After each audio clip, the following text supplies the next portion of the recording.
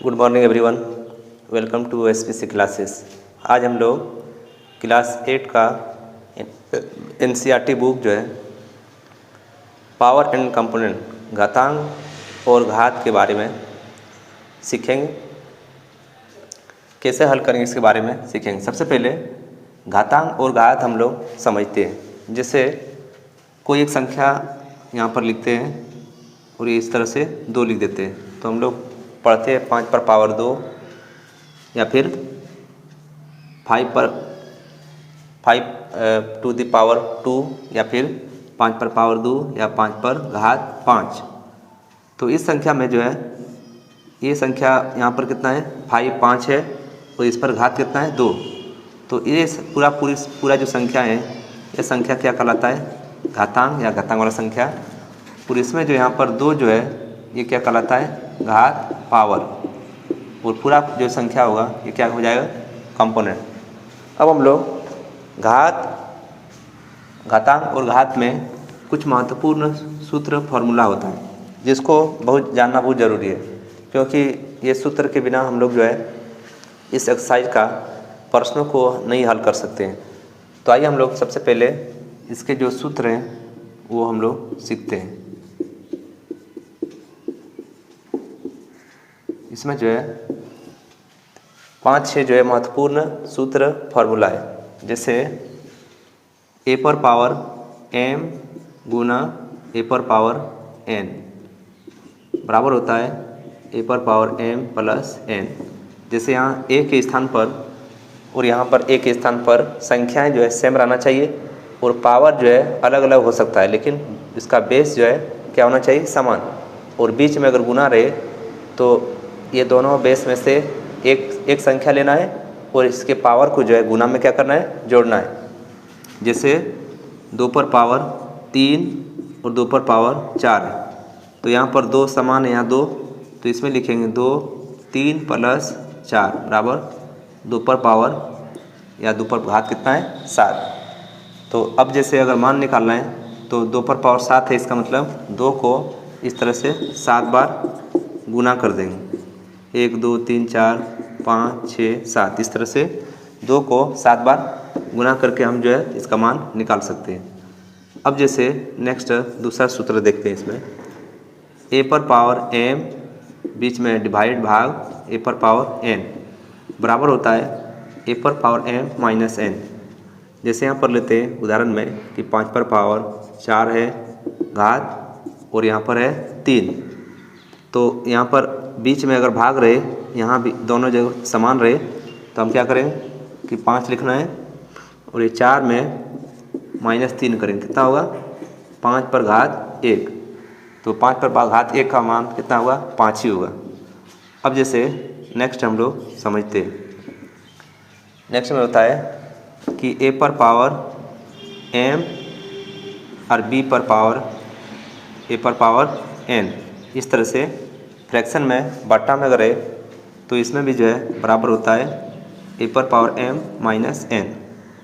तो m minus n, जैसे एक एग्जांपल लेते हैं 3 पर पावर यहाँ 4 है 3 पर पावर 2 है, तो इस तरह से हम क्या करेंगे ये 4 और यहाँ पर जो 2 है ये माइनस करेंगे घात में, तो बराबर कितना होगा 3 पर घात 2।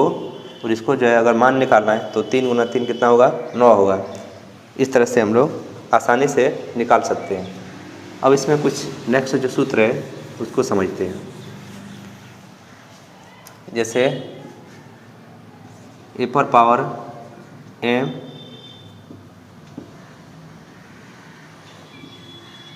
a पर पावर 0 रहे, तो किसी भी संख्या पर पावर अगर 0 रहे तो इसका मान जो है कितना होता है 1 होता है।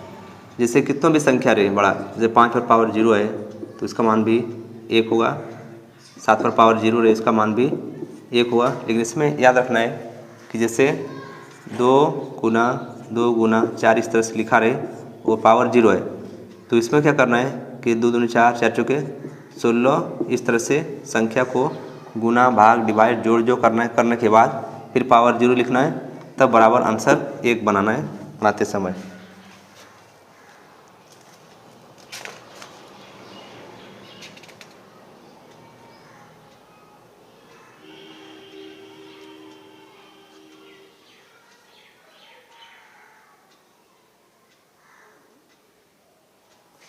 उसके बाद इसमें जो है और एक महत्वपूर्ण बिंदु जैसे फार्मूला है जो कि जैसे पर पावर m पर पावर अगर n है तो इसका मतलब कि a पर पावर m है, ब्रैकेट के बाद फिर एक n है, दो पावर है तो बराबर हो जाएगा a पर पावर m और यहाँ पर n, ये दोनों पावर जो है क्या होता है गुना हो जाता है। जैसे 5 है, 2 है और यहाँ पर 3, तो 5 पर घात 2 है और एक घात ब्रैकेट के बाद 3 है, तो यहाँ पर क्या होगा 5 2 गुना 3 बराबर 5 पर घात कितना होगा 6 होगा। उसके बाद a पर पावर m गुना b पर पावर m है, इस तरह से अगर रहे तो क्या हो जाएगा a b पर पावर पूरा होल m। जैसे कोई संख्या है 2 पर पावर 3 और 3 पर पावर 4 3 है, तो यहाँ पर क्या होगा 6 होगा और पावर कितना हो जाएगा घात 3। तो a पर पावर m गुना b पर पावर m बराबर a b पर पावर m। तो इसमें जो है सूत्र याद रखना है। और साथ ही अगर किसी संख्या पर जैसे बेस समान रहे, जैसे 2 पर पावर x प्लस 1 बराबर 2 पर पावर है 4, तो यहाँ पर बेस समान है, यहाँ भी समान है, तो ये घात जो है इसके बराबर हो जाएगा। जैसे 2x प्लस 1 बराबर 4, तो 2x बराबर 4 माइनस 1, तो 2x बराबर 3, तो x बराबर कितना होगा 3/2, ये 2 जो है नीचे होगा। तो अगर बेस बराबर रहेगा तो इसका पावर जो घात होता है वो भी बराबर। तो इसमें सबसे पहले एक सूत्र क्या रखना है कि a पर पावर m गुना a पर पावर n रहे तो बराबर क्या होता है a पर पावर m प्लस n।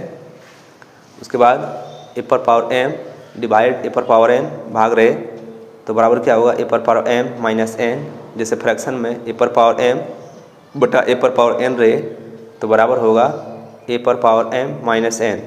उसके बाद किसी भी संख्या पर पावर अगर 0 रहता है तो उसका मान कितना होगा 1। और फिर जैसे दो संख्या अलग अलग गुना में है कि a पर पावर m और b पर पावर m और पावर अगर सेम रहे तो उस संख्या को गुना करके और ब्रैकेट में पावर लिख देंगे, ठीक। उसके बाद और एक बात इसमें ध्यान रखना है, उसके बाद पावर अगर बेस बराबर रहे तो पावर भी बराबर हो जाता है, घात भी बराबर। जैसे कि संख्या यहाँ पर जो है घात 2 है, 3 पर घात कितना है -2, तो इस संख्या को अगर ये घात अगर प्लस करना है तो 3 घात -2 और नीचे कितना है 1 हम लिख सकते हैं। कोई भी संख्या को जो है फ्रैक्शन बनाने के लिए, जैसे एक संख्या है तो फ्रैक्शन बनाने तो नीचे हम 1 लिख करके भिन्न वाला संख्या जो है बना सकते हैं। अब इसका ऑपोजिट कर देंगे तो 3/1 है तो कितना लिख देंगे 1/3, तब ये घात क्या जो हो जाएगा प्लस हो जाएगा, ठीक। जैसे यहाँ माइनस घात था तो प्लस। अब जैसे इस तरह का कोई संख्या है 1/5 पर घात 2 तो बराबर क्या होगा, अगर इसको बनाना है भिन्न से भिन्न वाला संख्या से बिना भिन्न वाला संख्या बनाना है तो यहाँ पर घात जो 2 है ये क्या कर देंगे माइनस कर देंगे, तब क्या होगा कि यह जो है भिन्न वाला संख्या से बिना भिन्न वाला संख्या हो जाएगा। इस तरह से हम लोग इस अध्याय में इन सभी बिंदुओं पर हमें ध्यान रखना है और यह सूत्र जो है जितने भी सूत्र हैं इन सूत्रों को याद रखना है, तभी हम जो है प्रश्नों को आसानी से हल कर सकते हैं। अब हम लोग क्वेश्चन नंबर 1 जो है हल करेंगे। क्वेश्चन नंबर 1 में 5 पर पावर 3, बहुत ईजी है।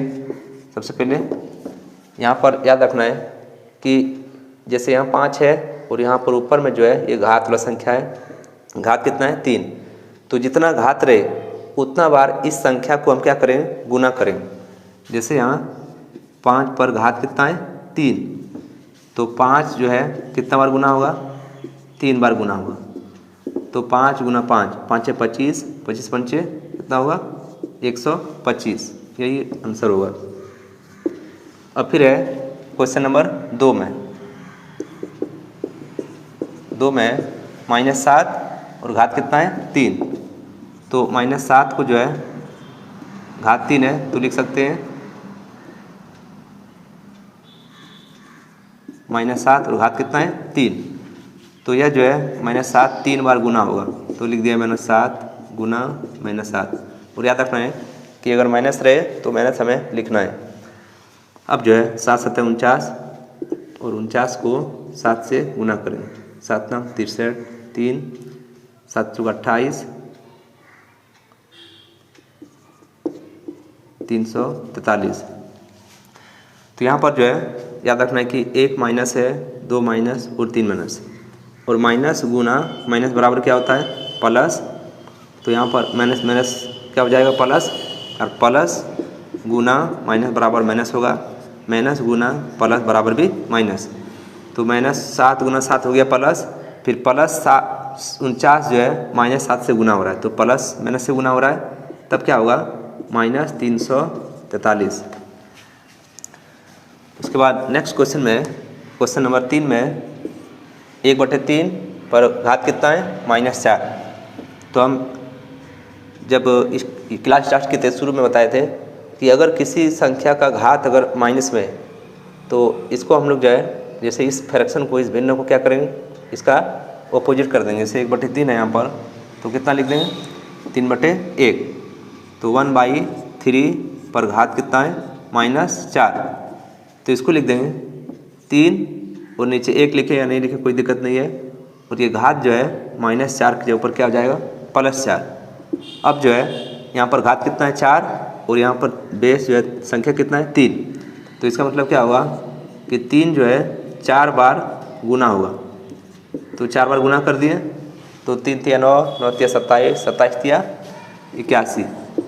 इस तरह से हम लोग जो है प्रश्नों को आसानी से हल कर सकते हैं। इसके लिए हमें जो है घातांक के नियम और उसके फॉर्मूला बहुत ही आवश्यक है याद रखना, तभी हम जो है इन प्रश्नों को आसानी से हल कर सकते हैं। नहीं तो घातांक और घात जो है कई छात्रों को जो है यह कठिन मुश्किल लगने लगता है। इसलिए हमें बारी बारी से एक एक करके जो है इन प्रश्नों को हल करना सीखेंगे। तो घातांक और घात में अन्य जो क्वेश्चन है उसको हम लोग नेक्स्ट क्लास में हल करेंगे। Thank you very much.